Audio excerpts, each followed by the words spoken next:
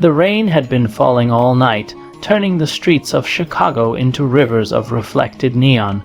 By morning, the storm had thinned to a cold drizzle, leaving behind a gray film over the city.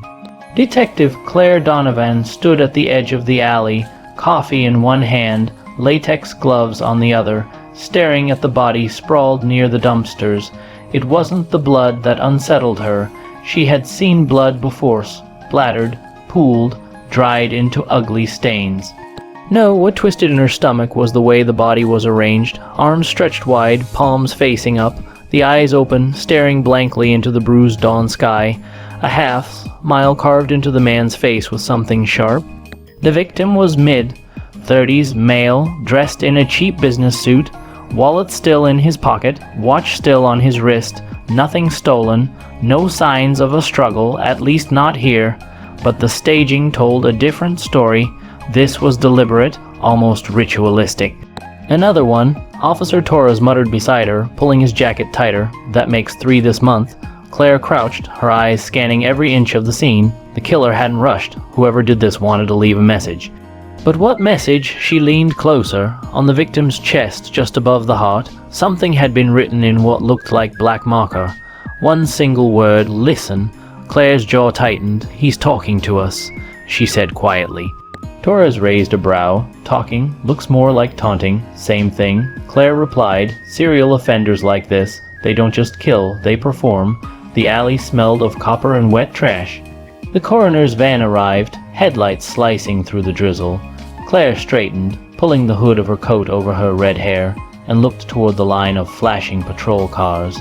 Reporters were already gathering at the barricade, cameras eager to feast on misery.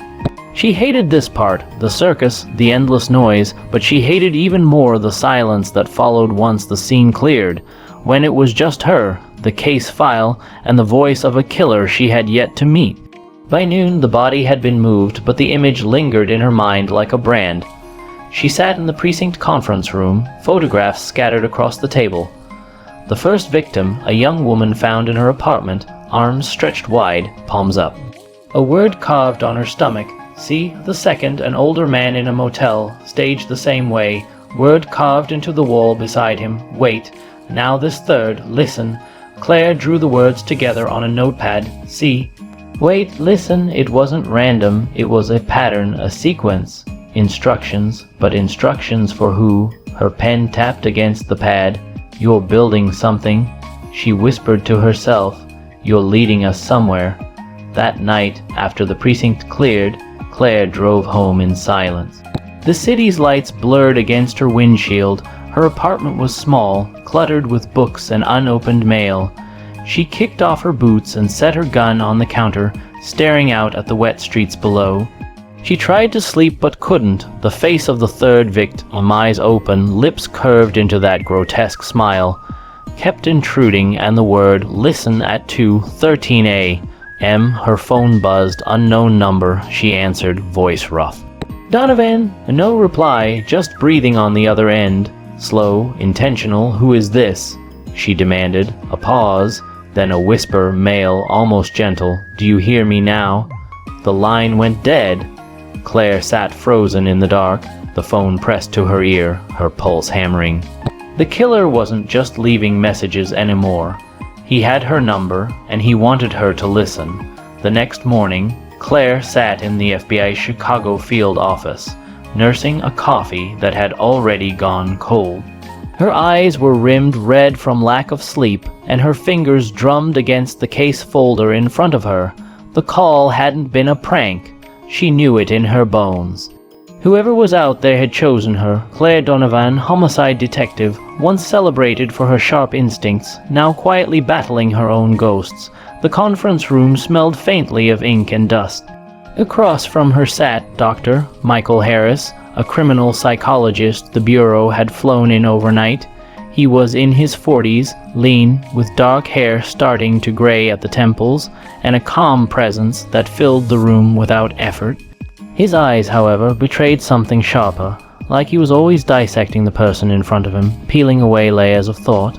So, Harris said, flipping through the crime scene photos, you believe the offender is escalating. moving from symbolic staging to direct contact.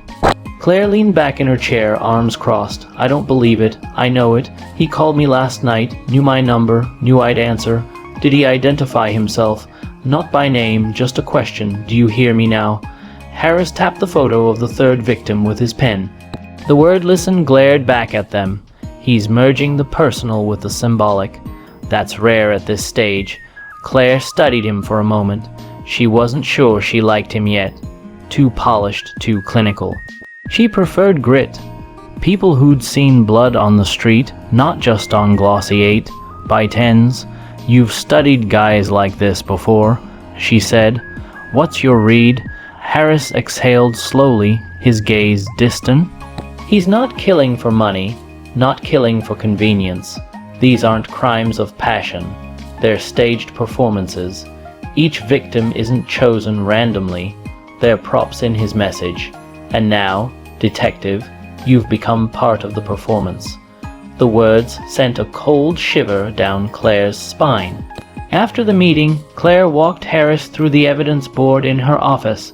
Photos of the 3 victims pinned side by side, red string tracing possible connections, workplaces, neighborhoods, social circles. So far, nothing clicked. What if they're not connected to each other? Harris suggested, hands in his pockets. What if their only connection is him? Claire frowned. Then why them? Why those 3? Because of what they represent to him, Harris said. Think of it like theater. Each act needs the right actor. He chose them for symbolic roles, not for who they were in life. Claire hated how much sense that made. Have you dealt with cases like this before? She asked. Harris hesitated. She raised an eyebrow, and his eyes darkened, and it didn't end well. That evening, Claire drove Harris to the scene of the third murder. The alley was quiet now, cordon tape fluttering like torn flags. Rainwater pooled in the cracks, reflecting the dim street lamps. Harris crouched where the body had been found, fingertips brushing the damp concrete. He staged them facing upward, offering their faces to the sky, almost like witnesses. Witnesses to what? Claire asked. His story, Harris replied. He wants someone to see, to wait, to listen. He's building an audience, and you, detective, are the lead role. Claire folded her arms, her jaw tight. You're saying he's not just killing for himself, he's killing for me. Harris stood, meeting her eyes. Or for what you represent. Authority, justice, order to him. You're the perfect adversary. Her phone buzzed in her pocket, and for a second her chest tightened. She glanced at the screen. Locked number. Harris noticed her hesitation. Answer it. She did. Donovan. The same voice as before. Calm, gentle, too controlled to be random. Detective, the man said almost warmly. You brought someone new with you tonight. He's clever, careful, but he doesn't see what you see. Claire's throat went dry. She glanced around the alley, scanning rooftops, windows, shadows. Where are you? She demanded. A soft chuckle. Closer than you think. But don't rush. You're not ready yet. The line went dead. Claire's pulse hammered in her ears. Harris stood perfectly still, his expression unreadable. He's watching us. Claire whispered, right now. Harris nodded slowly. Then the performance has already begun. Later, alone in her apartment, Claire stared at the caseboard she had set up in her living room. 3 faces, 3 words, and now her own photo in the killer's invisible script. Her mind drifted back, unbidden, to another crime scene years ago, the one that had shattered her. Her younger brother, Mark, murdered in a mugging gone wrong, or so she had been told. She never caught the man who did it, but sometimes in her darkest hours, she wondered if it had really been random. Now, listening to the killer's voice echo in her memory, a terrible thought took root. What if this was never random either? What if the past she thought she'd buried was clawing its way back through these bodies, through these words? See, wait, listen. Her brother's voice seemed to whisper it in her dreams, and she wasn't sure anymore if she was chasing a killer or if the killer was chasing her. The city moved on as if nothing had happened. Morning traffic clogged the freeways, horns blared, and coffee shops filled with commuters scrolling through their phones. But for Claire Donovan, the world had narrowed to one thing, the voice on the line. She played the recording over and over again in her car, Her tech team had managed to preserve the call from the night before, but not trace it. The man's tone was calm, deliberate, too deliberate. Every pause, every breath sounded rehearsed, like lines from a play. "Do you hear me now? You brought someone new with you tonight. You're not ready yet." Claire clenched the steering wheel. Whoever this was, he knew how to get under her skin, and he wasn't just targeting her as a detective. He was targeting her as a person. At the bureau office, Harris studied her as she played the recording again. His expression was distant, but his mind was clearly working overtime. "He's trying to build intimacy," Harris said. "This isn't random provocation. He's inviting you into a relationship. An adversarial one, yes, but personal." Claire scoffed. "Sounds like a sick version of courtship." "Exactly," Harris replied, eyes sharp. "He doesn't just want to be caught. He wants to be understood by you." Claire shut off the recorder, frustration bubbling. "I don't want to understand him. I want him in cuffs." "You don't have a choice," Harris said quietly. "If you don't understand him, you'll never predict him, and if you can't predict him, he'll stay 3 steps ahead." By the end of the week, a 4th body appeared, this time in a church. The victim was a young priest, found lying on the altar, arms stretched wide, palms up. Across his throat, written in thick black ink, "Believe." Claire stood frozen at the foot of the pews, staring at the body lit by stained glass. Red sunlight poured through the windows, painting the scene in grotesque colors. Her chest tightened. "See, wait, listen, believe." She scribbled the words on her notepad, staring at them like they might rearrange themselves into meaning. "What the hell is he building?" Torres muttered behind her. "A sermon," Harris said flatly. Claire turned. "A sermon?" Harris nodded toward the altar, the staging, the words, the priest. "It's not just performance anymore, it's liturgy. He's preaching detective to you, to us, to the city." Claire's stomach knotted. She hated how much sense that made. That night, back in her apartment, Claire poured herself a whiskey and stared at the board. 4 victims, 4 words. The pattern was too deliberate. She tried writing them out in sequence. See. Wait, listen, believe. They sounded like steps. Instructions. Her phone buzzed again. Unknown number. Her hand shook as she answered. Donovan. Silence. Then the same controlled voice, softer now, almost soothing. "You're learning," he said. "You're beginning to see." Claire's pulse hammered. "Why me? Why are you doing this?" A pause, then, "Because you don't just see crime, detective. You feel it, you carry it, you remember every face, every loss. You're perfect." Claire swallowed hard, forcing steel into her voice. "You're not perfect. You're a coward hiding behind bodies." A low chuckle. "Brave words. But tell me, have you told him yet?" Claire's blood ran cold. "Told who what?" The good doctor. The killer whispered. "About your brother, about Mark. Does he know why this case hurts so much? Or are you still pretending?" Her grip tightened on the phone. "How the hell do you know about my brother?" But the line had already gone dead. Claire sat frozen, the phone slipping from her hand. Her brother's name, spoken by a stranger, echoed in her skull. She hadn't told anyone on the case about Mark. Not Harris, not Torres, not anyone. How did he know? She didn't sleep that night. By dawn, her apartment walls felt like they were closing in. The next day, Claire confronted Harris in his office. "He knows about Mark," she said bluntly. Harris blinked. "Mark, my brother," she said, voice low. "He was killed years ago. Mugging gone wrong. Case never solved." Harris frowned, clearly processing, and the killer mentioned him, by name. "Yes." Harris leaned back, hands steepled. "That means 2 things. 1, he's been watching you longer than we thought. 2, he's weaving your personal history into his narrative. You're not just the investigator anymore, Claire. You're part of the story." Claire felt the weight of his words. The line between her life and the case was dissolving, and she didn't know how to stop it. That evening, she received a package at her door. No return address. Inside, wrapped in brown paper, was a cassette tape. Claire dug out an old player from storage, hands trembling as she pressed play. Static filled the room, then a familiar voice, her brother Mark's voice. "Claire, It said softly, "Can you hear me?" She froze, bile rising in her throat. It was a recording from years ago, one she had forgotten even existed. Mark laughing, calling her name, asking her to pass the football. The killer had it. He had gone through her past, her family, her memories. And now he was using them as weapons. Claire sat alone in the flickering light of her lamp, the tape hissing as her brother's voice filled the room. The message was clear. The game was no longer about catching a killer. It was about surviving him. By the second week of the killings, Chicago felt like a city holding its breath.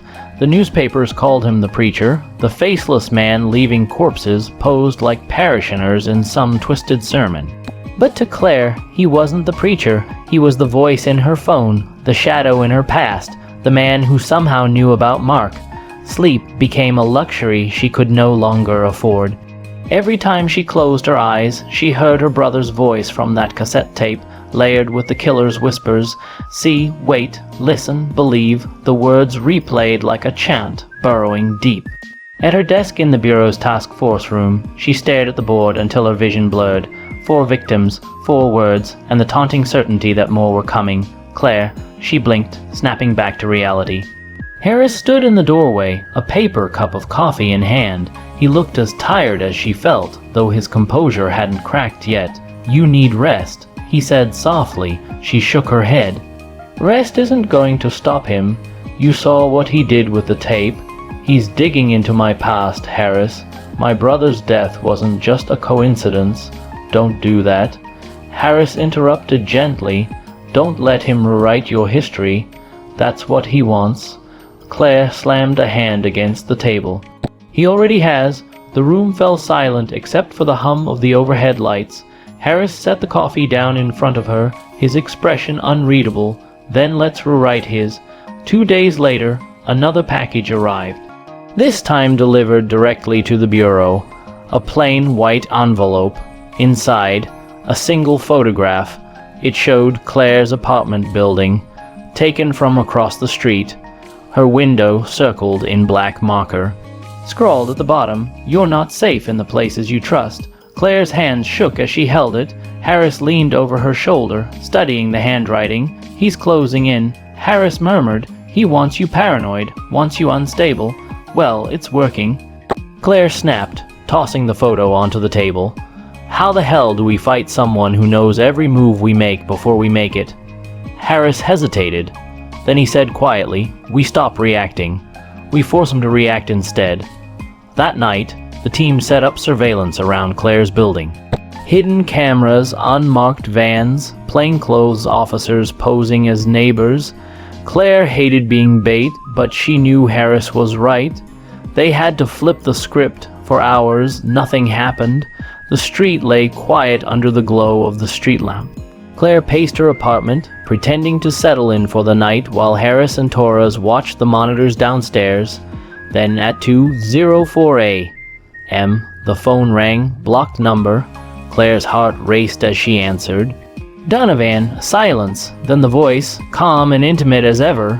"You think you've trapped me, but you've only trapped yourself. They're watching your windows, watching your door, but they can't watch what matters." Claire swallowed. "And what's that, your mind?" She froze, pulse hammering in her ears. "You've been doubting yourself." The killer continued, hearing his voice again, seeing him in your dreams. "Tell me, Claire, are you sure your brother's death was random, or have you always suspected the truth?" Her throat tightened. "Shut up. You're chasing me because you're chasing him. Don't you see, I'm not your enemy, detective. I'm your answer." The line went dead. Claire's phone slipped from her hand. She staggered back, the walls of her apartment pressing in. Harris burst through the door seconds later, gun drawn, Torres behind him.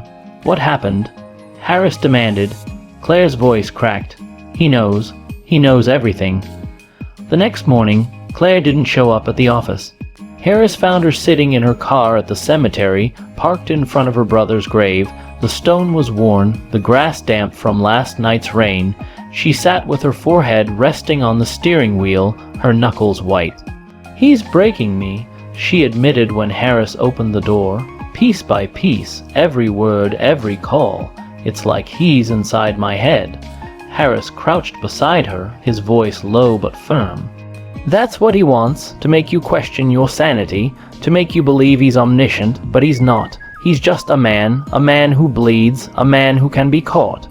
Claire lifted her eyes to him, searching for something solid to hold on to.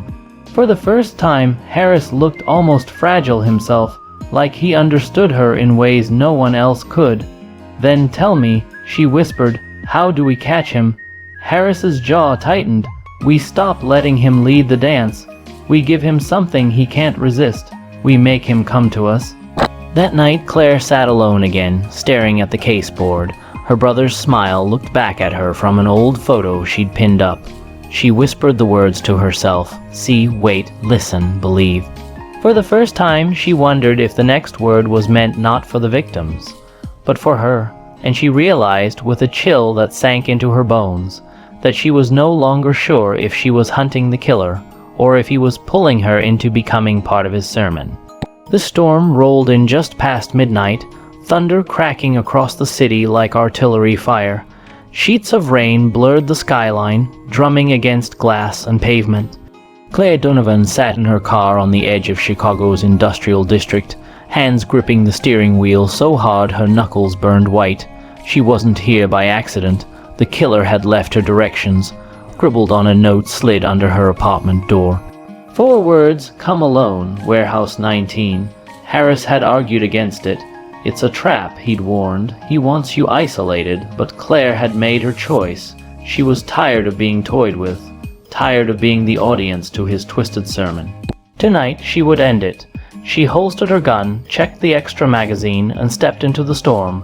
Warehouse 19 loomed at the end of a deserted street, its brick walls streaked with decades of grime. One rusted floodlight buzzed above the entrance, casting long shadows across the wet asphalt. Inside, the air reeked of dust and old oil. Metal beams stretched into darkness, and puddles of rainwater dripped from the broken roof. In the center of the floor stood a single chair. A tape recorder rested on its seat, waiting. Claire's pulse thudded in her throat as she pressed play. Static, then the voice, calm, intimate, unnervingly close. "Detective Donovan, you came. Good. That means you're ready." Claire scanned the shadows, gun raised. "Show yourself." The tape crackled. "Not yet. First, you must understand, the sermon isn't finished. You've seen, you've waited, you've listened, you've believed. But there's one word left." Claire's grip tightened. "What word?" The voice paused, then whispered, "Confess." The tape clicked off. A chill ran down Claire's spine. She turned sharply at the sound of footsteps echoing behind her. From the shadows he emerged, tall, lean, hood drawn low over his face. But when he stepped into the light, she froze. It wasn't a stranger. It was Daniel Keene, a former cop, a colleague she had worked with years ago, back when she first joined Homicide. He'd vanished after being discharged for misconduct, rumored to have spiraled into obsession with unsolved cases. Her stomach twisted. She remembered how he used to hover at crime scenes, studying bodies too long.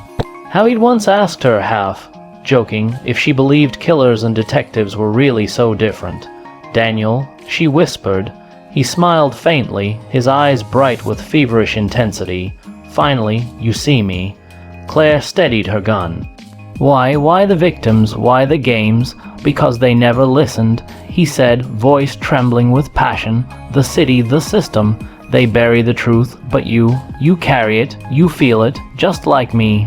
"This isn't truth," she snapped. "This is murder." "No," Daniel said, stepping closer, arms outstretched as if delivering a sermon. "This is revelation. They were blind. I opened their eyes. And now, detective, it's your turn. Confess." "Confess to what?" "To your brother," he hissed. "To the guilt you've carried all these years. You think his death was random. No, it was failure, your failure, and deep down you've always known it." Her breath caught, the words slicing deep. For a flicker of a moment, she saw Mark's face, his smile, his blood on the pavement. Daniel saw the hesitation. He stepped closer, lowering his voice to a whisper. "Join me, Claire. Together we can make them see you and I. We're the same." Claire's hand shook. Rain drummed against the broken windows, thunder growled overhead. For one terrifying second, she felt the pull, the seductive logic of his words, the dark mirror he held up to her own grief, but then she remembered Mark's laugh, his warmth, his humanity, the one thing Daniel could never mimic. Her finger tightened on the trigger. "No, Daniel," she said, her voice steady now. "We are nothing alike." The gunshot cracked through the warehouse, louder than the thunder. Daniel staggered back, shock flashing across his face. He collapsed against the concrete, blood spreading across his chest. As he struggled to breathe, he whispered, "You'll never escape me." His eyes went still. Claire stood trembling, the gun heavy in her hand, the storm raging around her. When Harris and Torres finally burst through the doors minutes later, guns raised, they found her standing over Daniel's body, rainwater dripping from the roof onto her hair and shoulders. "It's over," Harris said softly, lowering his weapon. But Claire wasn't sure, because even as Daniel lay dead at her feet, she still heard his voice in her head. See, wait, listen, believe, confess. The sermon was complete, but the echoes would never fade. Weeks later, the city moved on. The papers hailed her as the detective who stopped the preacher. The bodies were buried, the headlines faded. Yet at night, when the streets grew quiet and the shadows lengthened, Claire would sit alone in her apartment, staring at her brother's photograph. And sometimes when the phone rang, she still hesitated before answering, half expecting to hear Daniel's voice whispering from the other side, because deep down she knew the truth, the case might be closed. But the game had left its mark, and some sermons never end. Please like and subscribe. Thanks for watching.